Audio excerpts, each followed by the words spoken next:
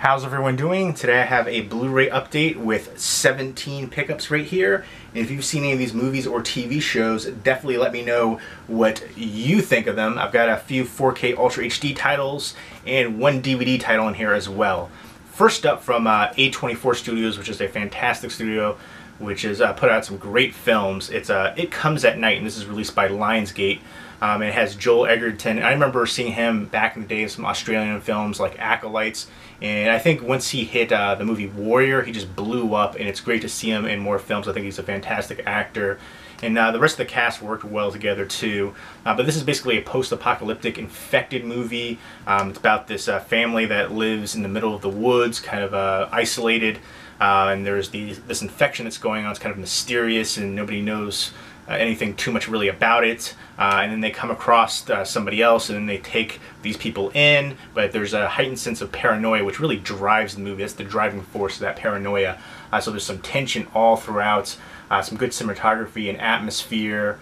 Again, if you appreciate post-apocalyptic movies and infected movies, I think you'll enjoy this one, but there is a lot of dramatic pacing, so I think that might turn some people off. I personally really enjoyed it. The ending I was kind of iffy on, but overall I really liked it. And a nice release here too. Some special features on the back. It Comes at Night. I think this is one of the more like hyped up movies of the year as well. Next up is The Hatred.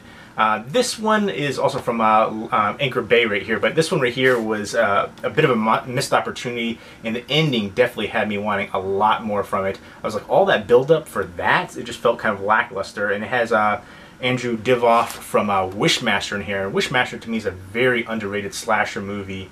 Fantastic film. Recently Lionsgate put it out through the Vestron Video Collector series, the complete Wishmaster collection, but the first one especially was phenomenal. And I wish Andrew Divoff was in here more. He's only in here in the beginning, and he plays this like Nazi character. Here he is right here. They should have played this up too. This is him putting the pesticide on the plants and stuff, and he has to wear this.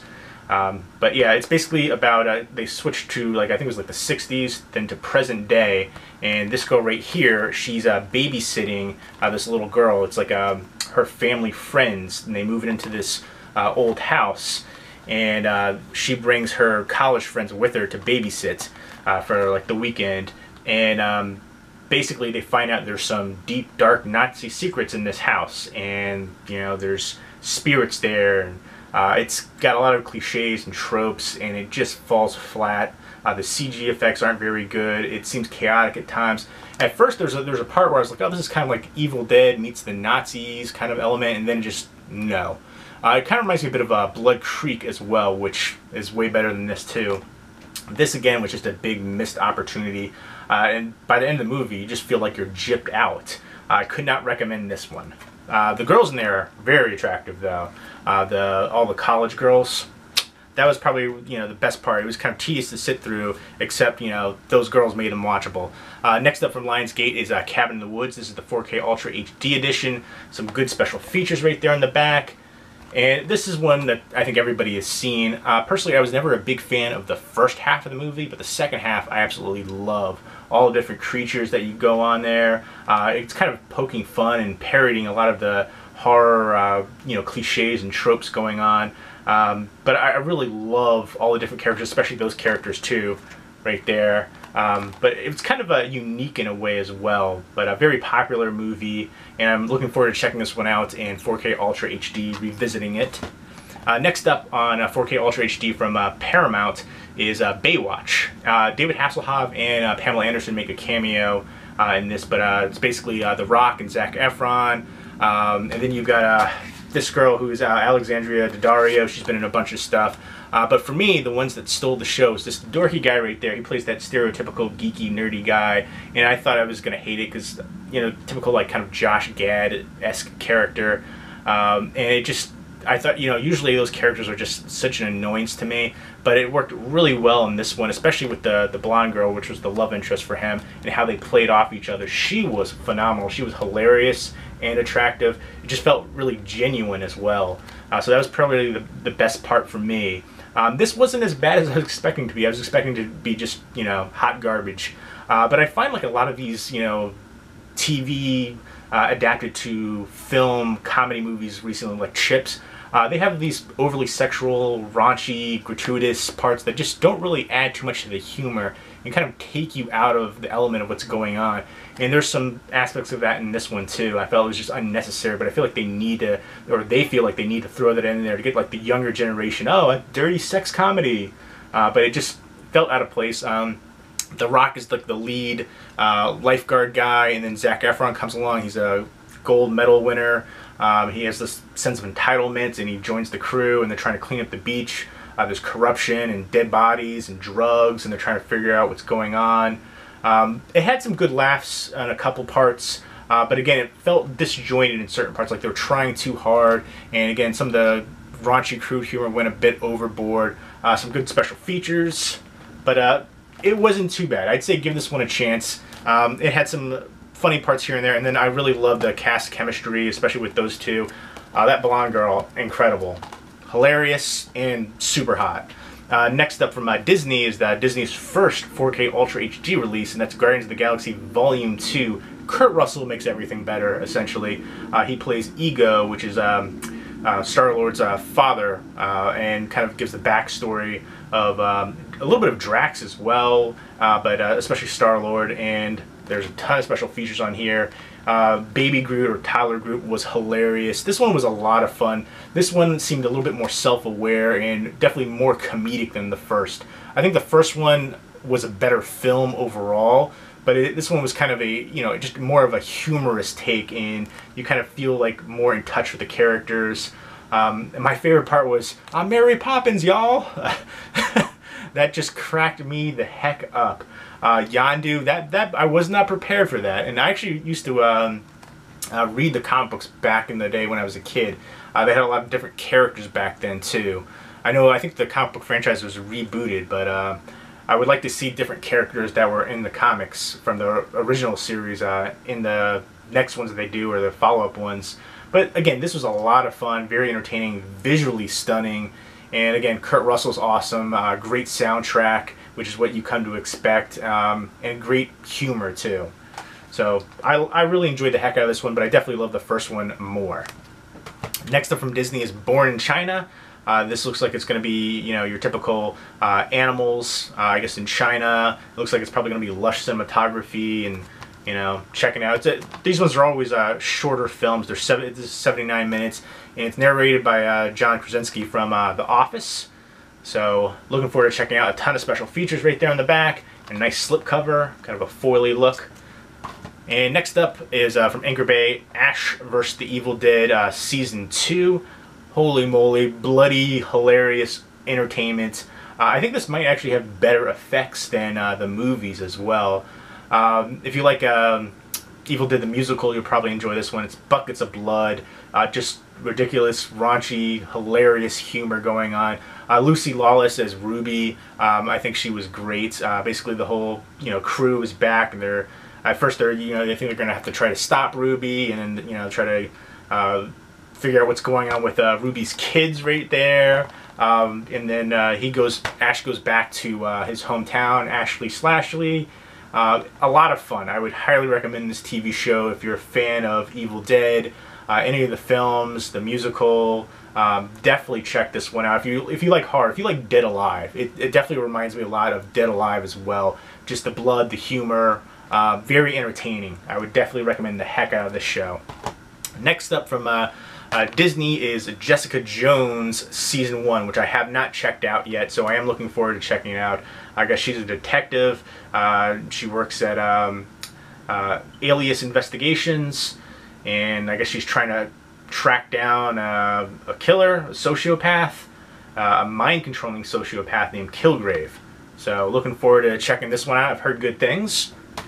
And next up is Daredevil Season 2. It is all about the freaking Punisher for me on this one. John Barenthal, I always think of him from The Walking Dead, but he's been in a bunch of stuff since, and he was perfect for this role as the Punisher, Frank Castle.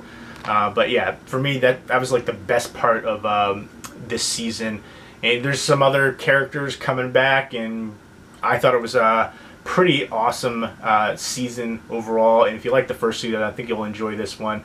And if you like the comic book movies going on, I think you'll enjoy this. Comic book TV shows as well. Daredevil. I actually don't. My biggest gripe with this is a Foggy character, and then the lead actor too. I don't really love both of them, but I pretty much loved everybody else. But still a really nice release from Disney too. Nice slipcover. I love that artwork. Joe Quesada from back in the day. I remember he did a lot of fantastic artwork. Exo Manowar, a ton of comic books back in the day. Yeah, I like this one. I don't really like quite as much as far as the artwork style, but that one I love. Next up from Anchor Bay is The Walking Dead, the complete 7th season.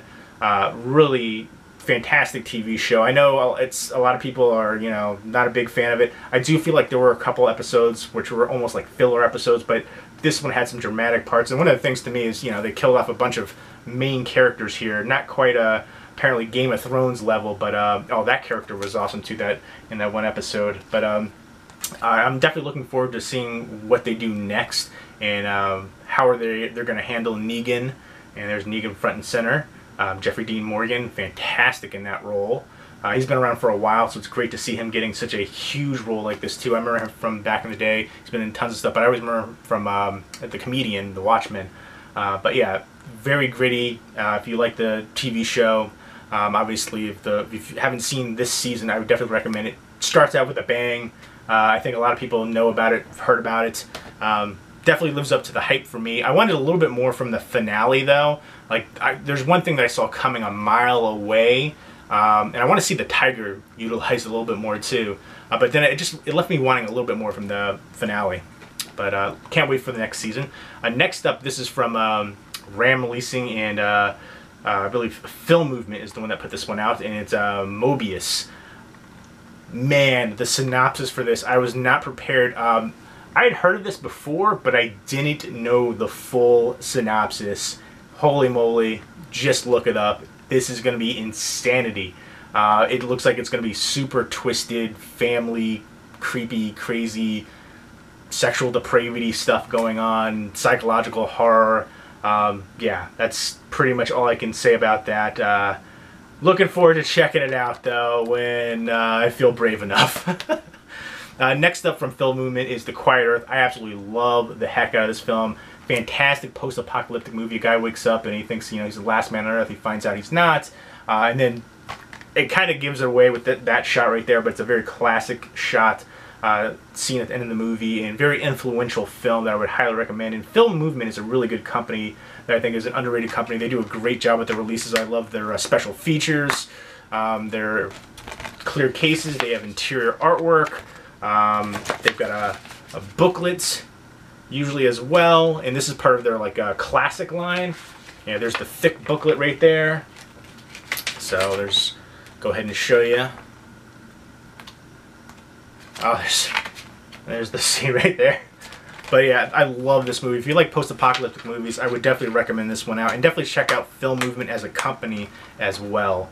Next up from Film Movement is Pele the Conqueror. This is part of the classic line. This film is from 1987. Max von Sydow won an Academy Award, or he was nominated for an Academy Award for his performance here. But Pele the Conqueror won the Academy Award for Best Foreign Language Film in '89, and won the Palme d'Or in '88 in the Cannes Film Festival, and the Golden Globe Award for Best Foreign Language Film. But it's basically this older gentleman and his he was an elderly widowed farmer, and his young son Pele join a boatload of immigrants, and they escape to an impoverished from rural Sweden to Denmark's Baltic island of Bornholm, and they're basically treated very terribly, lowest of the low, and they have this relationship. They keep themselves going, essentially. Very touching, dramatic. I'm looking forward to checking that one out. I've seen some clips, and right here, just from the clips. After the Storm, which is another one from Film Movement. It's basically about a typhoon strike, and this guy ends up staying together with his son and his ex-wife and elderly mother, and they kind of just have you know, some family drama and, you know, some touching moments right there. So I expect some emotional honesty, and looking forward to checking that one out. Next up from Lionsgate is Red 1 and Red 2 on 4K Ultra HD. I have not seen either. I'm expecting tons of action and comedic elements. Good cast here: Bruce Willis, Morgan Freeman, John Malkovich, Helen Mirren. You also got Anthony Hopkins in the second one, Catherine Zeta-Jones in the second one. So looking forward to it, and I'm expecting just over-the-top action. Next up from Welgo USA is Phantasm the 5 movie DVD collection. The first one is remastered. I still haven't seen Ravager yet, so I'm looking forward to checking this out. It's in a slim case, very tightly snug in the slipcover. I dig that slipcover though. And one thing I don't like about it is it's stacked discs, which I really friggin' hate, especially since they're DVD. But there you go, there's some of the artwork. I'll go through this more a little bit at another time. I wish they would have done swing trays. That's always better than stacking the discs. I hate when companies do that. Mill Creek does that all the time. And super tight in here too. They could have made a bigger case for this. That slipcover, like I almost feel like I'm damaging it trying to take that off. But once I view all of these, I'll do proper reviews coming up in the future. So look forward to those videos. And if you've seen these movies or TV shows, definitely let me know what you think of them. And what was your favorite pickup from this haul? Leave me a comment or a video response down below. Hope everyone's doing well. Take care.